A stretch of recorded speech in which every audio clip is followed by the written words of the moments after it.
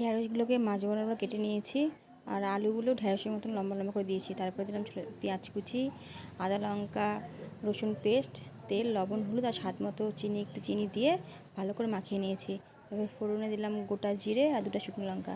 তারপরে ঢ্যাঁড়সগুলোকে ঢেলে দিয়ে একটু বাটিটাকে ধুয়ে জল দিয়ে ঢেকে দিলাম। জলটা শুকিয়ে আসলে ওটাকে ভালো করে কষিয়ে নেব। তোমরা চাইলে টক দইও ব্যবহার করতে পারো, টমেটোও ব্যবহার করতে পারো, কিন্তু আমি এখানে কিছুই ব্যবহার করিনি।